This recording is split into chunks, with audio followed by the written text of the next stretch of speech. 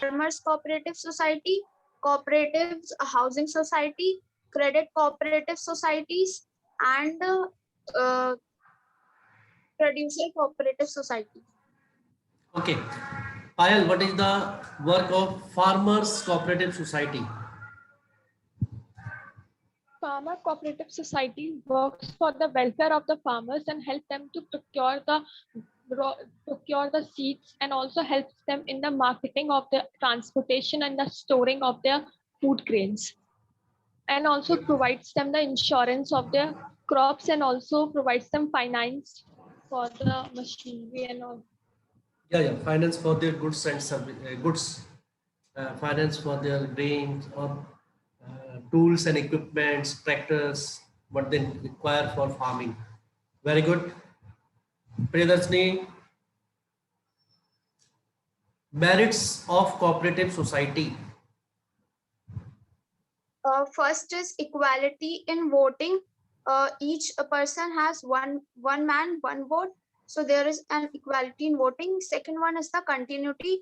It is not affected if any member enters the organization or exits. Continuity is not affected by it. And third is their welfare motive. They work to provide welfare for the people. Next is limited liability. Everyone in the every member has liability, that is the capital they have invested in the business. Next point is economy in operations. uh, there is very less risk of losing money.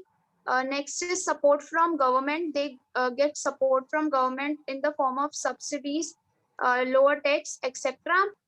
And the last one is the ease of formation. There are not so many legal formalities, so they can easily start up the cooperative society. Good, very good.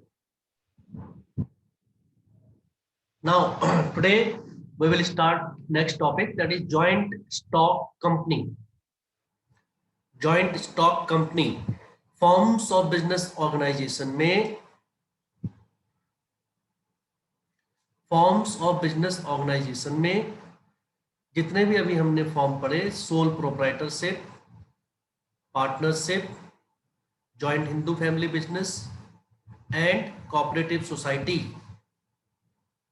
जो हमने ये forms पढ़े हैं, इन सब में आपने देखा there is limited liability, sorry unlimited liability, and resources are very limited. Also there is less managerial capability or ability. जो भी इनके limitations है, continuity, no, continuity is not certain.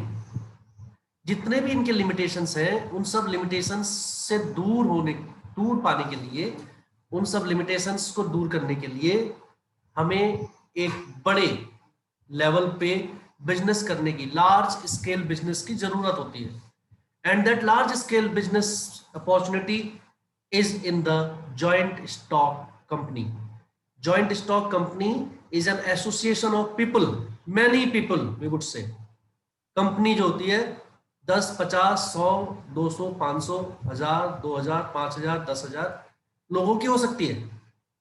It is an association of people who have come together for a common cause, like partnership. Partnership में तो 2, 4, 5, 10, 15 लोग हैं, लेकिन in company there are many people. All जो इसकी सबसे अच्छी बात होती है वो ये, the liability is limited. Liability of each and every member of a joint stock company is limited by the number of shares he holds in the company. दूसरी बात, इसमें कैपिटल जो है वो ह्यूज है, huge amount of capital is involve in company, in crores. Mobilisation of capital is done in this. Capital जो है easily जो है एक हाथ से दूसरे हाथ आती रहती है इसमें, और so many people are involved in this. There is managerial ability, with proper managerial ability.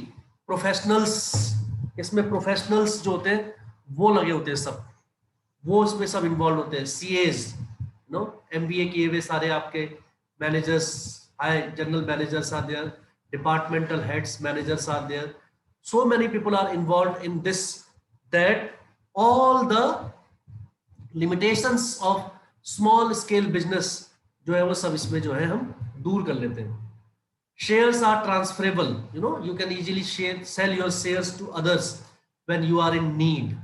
आपके पास जिस कंपनी के भी शेयर है, अगर आप चाहें तो उसे किसी भी टाइम किसी को भी बेच सकते हैं और आपको पैसे मिल जाएंगे उस आदमी से, वो शेयर्स उसके पास चले जाएंगे। कंपनी के जो शेयर्स होते हैं, जो भी कंपनी नई फॉर्म होती है वो शेयर्स इशू करती है और शेयर्स और डिबेंचर्स के थ्रू लोग उसे पैसे देते हैं। शेयर्स और डिबेंचर्स क्या है? कुछ नहीं, जस्ट डॉक्यूमेंट कि आपके पास एक प्रूफ है कि आपने वहां से अपने इतने पैसे जमा कर रखे in the form of shares और in the form of debentures.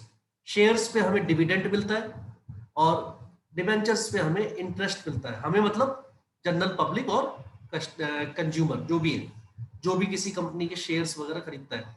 अब इतने सारे लोग जो है शेयर्स वगैरह खरीदते हैं तो इसका मतलब वो कंपनी को क्या दे रहे हैं? पैसे दे रहे हैं। कंपनी उस पैसे को यूज करती है for its expansion and growth, और जो प्रॉफिट होता है उसमें से कुछ पैसा जो है अपने शेयर होल्डर्स को, जिन्होंने शेयर्स खरीदे, उनको देती रहती है इन the form of dividend and in the form of interest. कभी भी कंपनी वो पैसे वापस नहीं करती है। जिस भी पर्सन को अपने पैसे चाहिए वो अपने शेयर्स किसी को बेच सकता है और उसको वो पैसे मिल जाएंगे। So you get to know that how companies, big companies uses the money of others. हालांकि वो उस पर इंटरेस्ट देते हैं, उस पर जो है आपको डिविडेंड देते हैं, शेयर्स पे डिविडेंड और डिवेंचर्स पे interest, but they use the money of others for their expansion and growth and in turn they give employment facilities, infrastructure develop करते हैं, इकोनॉमी में सहयोग करते हैं, और इसीलिए जो है many big companies they are flourishing। अब हम सीधे सीधे इसके उस पे आते हैं, डेफिनेशन पे। Company, joint stock company is an association of many persons who contribute money और money is worth for to a common stock. Company act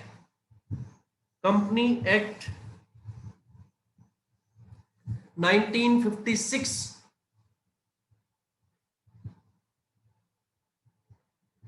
company act 1956 के अंदर रजिस्ट्रेशन जरूरी है।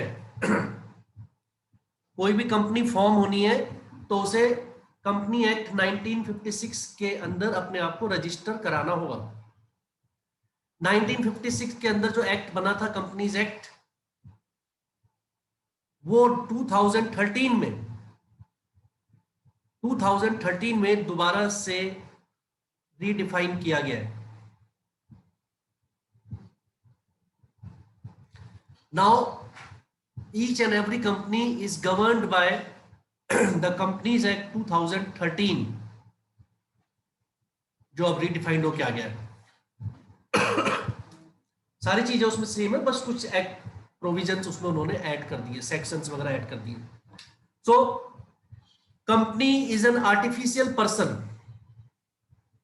It is a association of group of individuals, it is an artificial person, it is invisible, it is intangible and existing only in the eyes of law, it is existing only in the eyes of law। otherwise company की कोई अपने आप में जो है वो नहीं है, अपीयरेंस नहीं है। it is intangible, कंपनी का एक नाम दिया जाता होता है जिसके नाम से वो रजिस्टर होती है, right. It is distinct from its members and its owners, it is distinct from them, it has a separate legal entity। जब मैगी बीच में कुछ उसमें शिकायत आ रही थी तो आपको याद होगा कंपनी पे केस हुआ था, कंपनी पे, राइट। कंपनी ने वो केस लड़ा, कंपनी ने मार्केट से अपनी सारी मैगी हटाई, वापस ली, उस मैगी को डिस्ट्रॉय करने के लिए उन्होंने करोड़ों रुपए खर्च किए, उस सारी मैगी को डिस्ट्रॉय करने के लिए। फिर उसके बाद दोबारा से उसको उन्होंने इंट्रोड्यूस किया, दोबारा से उसको जो है उन्होंने मार्केट में अपने आप को लोगों के सामने ये अपील करी कि no it is okay now, लोगों के सामने, क्योंकि because the reputation of the the company has come down, उस टाइम पे उस कंपनी के शेयर्स की वैल्यू बहुत कम हो गई थी। मान लीजिए किसी पर्सन ने 100 रुपए का कोई एक शेयर खरीदा था और उसने 1000 शेयर खरीदे थे, तो आप सोच लीजिए 1 लाख के उसने शेयर खरीदे थे बेचारे ने, और उस समय अगर वो उनको बेचता तो हो सकता है उसे जो है 50 रुपए शेयर ही मिलते पर शेयर, उसे 50,000 रुपए का नुकसान हो जाता।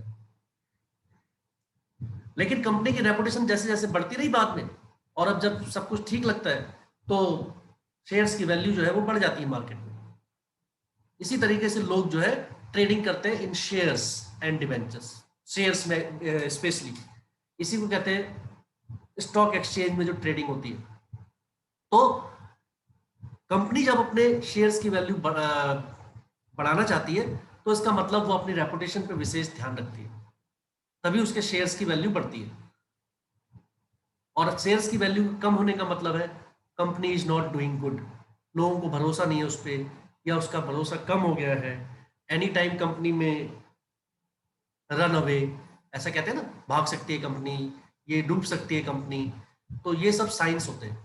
सो company is an artificial person, it is a group of individuals, though it is invisible, intangible, it is only in the eyes of law.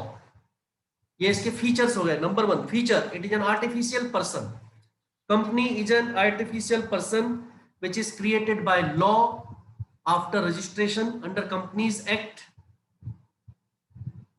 but it cannot function like a human being. Company cannot function like a human being. All business activities are conducted on the name of the company. कौन conduct करता है? By the directors in the top level, in the middle level and in the lower level, by different persons, by different people, those who are associated with the company. Because it cannot act like a human being, therefore it is known as artificial person. Number 2, separate legal entity. Every joint stock company has a separate legal entity which is distinct, separate from its owners, from its members. Case होगा तो company पे होगा, ना कि उसके director पे, ना कि उसके ओनर पे, ना कि उसके मेंबर्स पे। कंपनी केस लड़ेगी। Formation of a company is possible only after the registration of the company under Companies Act 1956. For the formation of a company, different documents are required, जिसके बारे में हम पढ़ेंगे बाद में। Different documents are required to be submitted to the registrar of companies, and after the submission of all the documents and fulfilling all the formalities, company is formed. And formation of a company is a lengthy process. हम पढ़ेंगे 4 इसकी stages होती है, stages of formation of a company हम पढ़ेंगे। Though in the new syllabus it is not there, फिर भी मैं आपको थोड़ा बहुत उसके बारे में बता देंगे कि how formation of a company takes place. Then very important इसकी एक फीचर होती है परपीचुअल succession.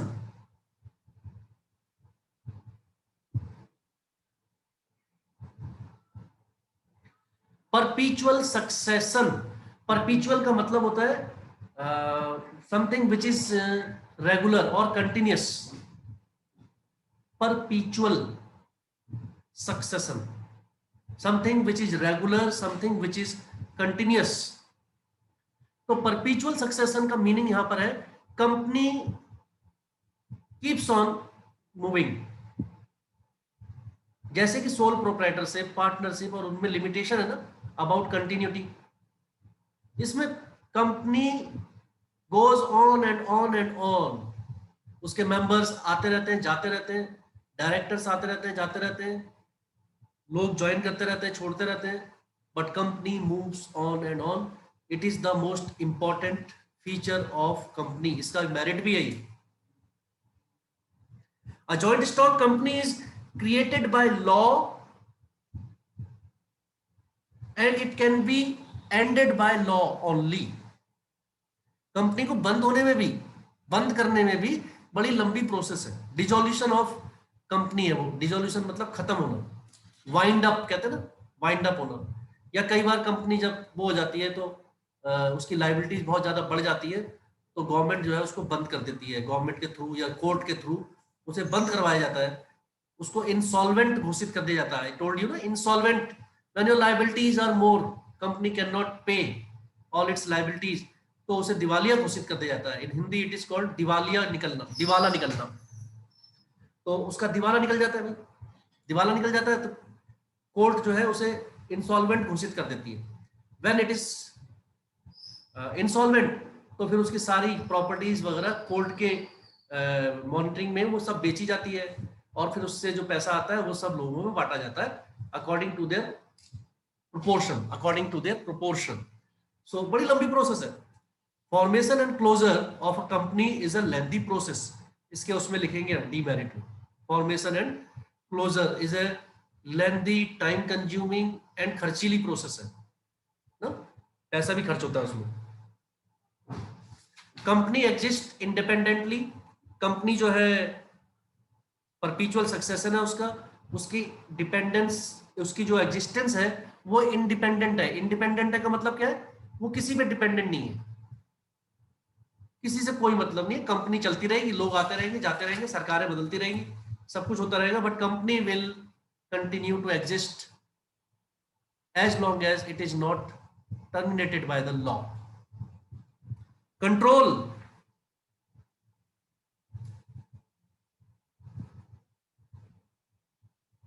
Control.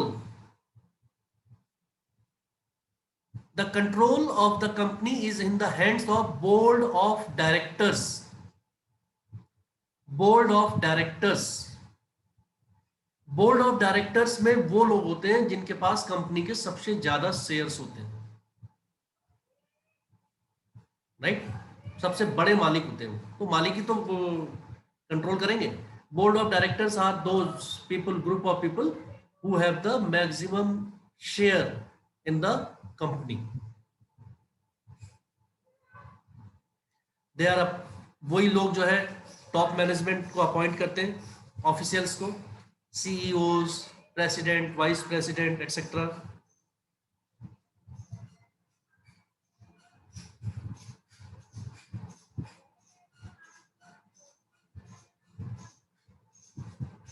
Highest share holders, जो शेयर होल्डर्स होते हैं वही, उन्हीं में से जो है बोर्ड ऑफ डायरेक्टर्स इलेक्ट किए जाते हैं, right, and they control the business. Liability, ये इसका सबसे इंपॉर्टेंट फीचर है. The liability of each share holder is limited. Merit भी है, फीचर भी है.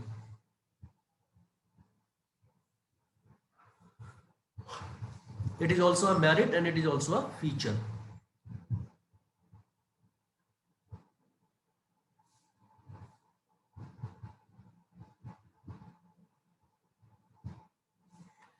क्रेडिटर्स को अगर पेमेंट करनी है, आउटसाइड पार्टीज को अगर पेमेंट करनी है, तो वो पेमेंट सिर्फ कंपनी के एसेट्स को बेच के ही हो सकती है, ना कि डायरेक्टर्स, ना कि उनके जो ओनर्स हैं उनके एसेट्स को बेच के, राइट. क्योंकि उधार किसने लिया है, कंपनी ने, मालिक ने उधार नहीं लिया. Therefore the liability is limited, not like karta और सोल प्रोप्राइटरशिप और partnership where liability is unlimited. तो ये इसका इंपॉर्टेंट फीचर है और मेरिट भी है. कॉमन सील, कॉमन सील होती है.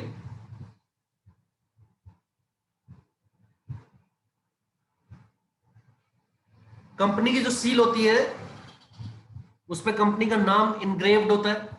जैसे स्कूल की सील होती है, प्रिंसिपल सील, स्कूल सील, तो वो सील जहां लगी है वहीं पर उस डॉक्यूमेंट की वैल्यू है, राइट.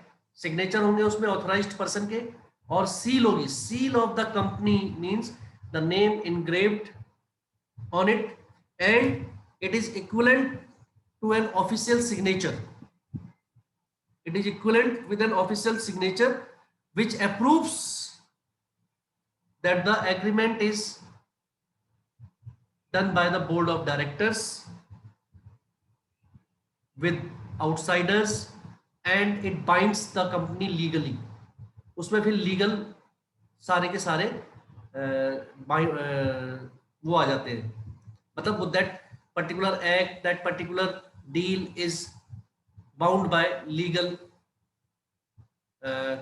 रेस्ट्रिक्शंस जितनी भी होती हैं वो सारी उसमें लागू हो जाती है. Legally that can be presented anywhere as a proof, right. So company के किसी भी डॉक्यूमेंट को ऑथराइज करने के लिए इस सील की बहुत जरूरत है, common seal. Risk bearing,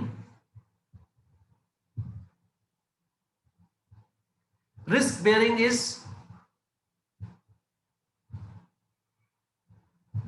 borne by, risk bearing means risk is borne by all the shareholders, all the shareholders of the company in proportion to the number of shares they have. जिसके पास ज्यादा share होंगे उसको ज्यादा profit होगा, तो loss भी उसे ज्यादा होगा. फिर जिसके पास कम शेयर्स होंगे उसके पास जो है कम होगा.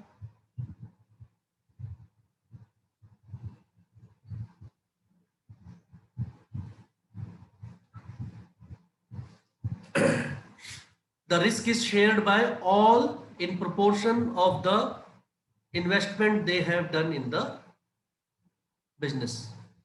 Priyanshi, Salome, keep your cameras on.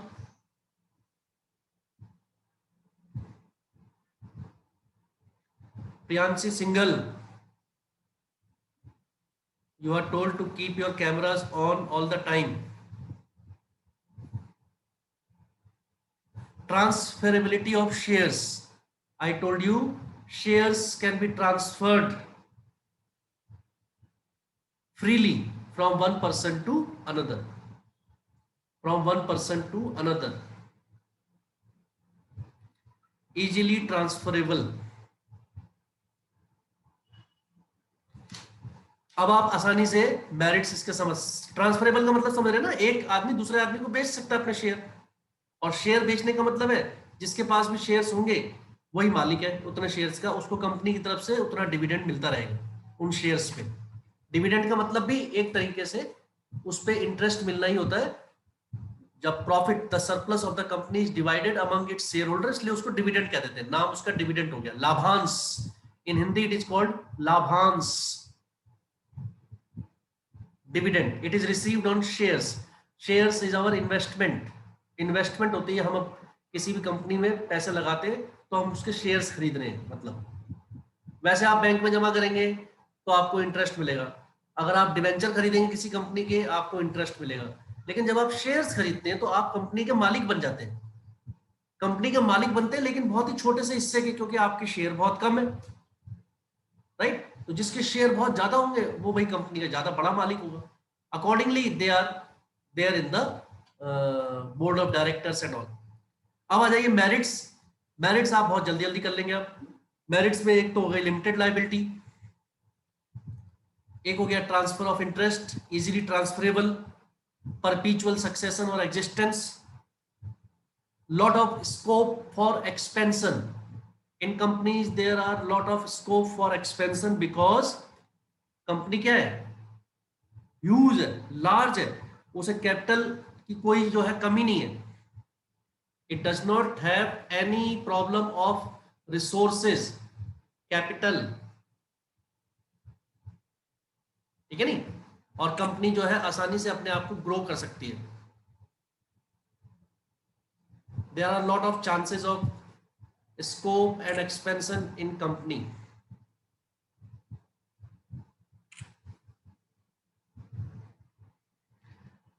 Professional management, company में मैनेजमेंट जो है वो कैसा होता है, वेरी वेरी प्रोफेशनल. प्रोफेशनल से क्या मतलब है, all the qualified trained persons are appointed in management.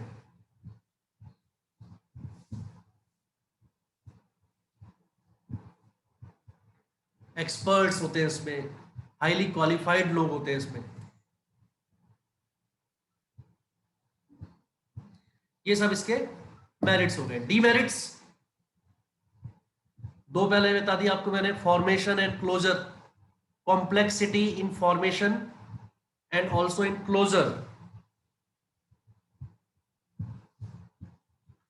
because it is a lengthy process, many legal formalities are there, so many documents have to be prepared। Company कोई चुटकी बजा के नहीं form हो जाती है एकदम से, साल भी लग जाता है एक कंपनी को फॉर्म होने में। नंबर 2, लैक ऑफ सीक्रेसी, हजारों लोग तो काम करते हैं कंपनी में, it is very difficult to maintain secrecy there, from here and there, somewhere, sometimes company के सीक्रेट्स में गो आउट, कोई ना कोई पर्सन ऐसा हो सकता है जो कंपनी में जिसको जो है जिसके इंटरेस्ट पूरे ना हो रहे हो, and because of personal human nature जो है वो किसी ना किसी के उसमें आ जाता है, और फिर जो है कंपनी के साथ जो है वो फ्रॉड भी कर सकता है, कोई सीक्रेट्स लीक कर सकता है, means difficult to maintain. Number 3, impersonal work environment, impersonal work environment, company में कुछ भी फॉर्मल नहीं है, इनफॉर्मल नहीं है, सब कुछ फॉर्मल होता है वहां पर, बिल्कुल प्रोफेशनल तरीके से काम होता है, कोई भी पर्सनल रिलेशन वहां काम नहीं आता है, everybody needs to work professionally, जरा सा भी छूट किसी को नहीं दी जाती है, वहां पर वर्क ही वर्शिप है। In companies work is worship, they ask for output, target पूरा करना है आपने, आप बीमार हैं, आप ये हैं, आप वो हैं, आपके यहाँ कोई परेशानी है, इट डज नॉट मैटर, आपको हटा देंगे तुरंत। You know very well, private sector में, मल्टीनेशनल कंपनीज में काम पूरा होना चाहिए, टारगेट पूरा होना चाहिए, they do not bother about individuals because they know that we can have employees, we can have professionals from anywhere, right? So वहां पर impersonal work environment है, छोटी मोटी उसमें छोटे मोटे बिजनेस में लोग जो है पर्सनल रिलेशन को बहुत वैल्यू देते हैं, बट इन दिस कंपनीज में, बड़ी बड़ी मल्टीनेशनल कंपनीज में और उसमें जॉइंट स्टॉक कंपनी में काम नहीं चल पाएगा कंपनी का, so they do not. Numerous regulations, lot of rules and regulations are there, there are many protocols, there are many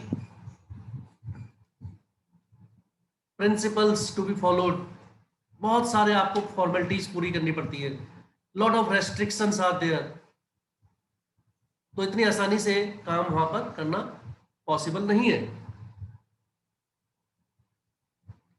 delay in decision making, delay in decision making, क्योंकि बहुत lengthy process है, पूरा एक structure होता है, hierarchy होती है, top level से लेकर मिडिल लेवल तक, कौन सी चीज कहाँ से सैंक्शन होनी है, कितना बजट पास होना है, इन सब का जो है पूरी प्लानिंग होती है, उसके बाद उसके ऑर्गेनाइजिंग होती है, उसके बाद उसको जो है किस तरीके से पास करना है, इसकी एक लंबी प्रोसेस होती है। सब काम करने की वहां पर एक क्या है, एक मेथड है, एक प्रोसीजर है, उसको फॉलो करके ही होगा काम पूरा। ओलिगार्किक मैनेजमेंट, अंडरलाइन करिए, ओलिगार्किक मैनेजमेंट, OLIGARCHIC, ओलिगार्किक मैनेजमेंट है इसमें। क्या मतलब होता है ओलिगार्किक मैनेजमेंट का?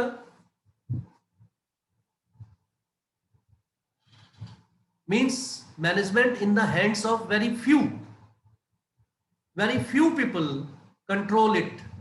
कंपनीज, शेयर होल्डर्स तो उसमें बहुत सारे होते हैं, लेकिन जिनके पास बहुत कम शेयर होते हैं उनका कोई रोल प्ले नहीं होता उसमें। It is controlled and managed by very few, dictatorship type की मैनेजमेंट हो जाता है इसमें, right? Directors have all the powers to take important decisions, and sometimes the decisions are influenced by their personal characteristics also, right? Last one is conflict in interest. जितने भी इसमें stake holders होते हैं, stake holders मतलब जिनका भी stake है company में। स्टेक का मतलब इंटरेस्ट है, स्टेक होल्डर का मतलब होता है जिनका भी कंपनी में इंटरेस्ट है कोई। तो जिसके जितने ज्यादा शेयर है उसके ज्यादा इंटरेस्ट होता है भाई। और भी जो स्टेक होल्डर्स होते हैं, जो क्रेडिटर्स होते हैं, जो ऑल इन्वेस्टर्स होते हैं, जो सप्लायर्स ऑफ रॉ मटेरियल होते हैं, या जो हमारे कस्टमर्स होते हैं, वो सब स्टेक होल्डर्स ही हैं। सबका अलग अलग इंटरेस्ट है कंपनी में। तो जो उनमें कई बार जो है आपस में क्या होता है, कॉन्फ्लिक्ट हो सकता है, तो वो कंपनी को भी वो इफेक्ट करता है। इसके बाद है आपका private company and public company. There are two types of companies, private company and public company. इसके बारे में आप खुद पढ़ लेंगे आज, इसके बारे में आज आप खुद पढ़ लेंगे। फिर उसके बाद एक पूरा देखिए टेबल बना होगा आपकी बुक में।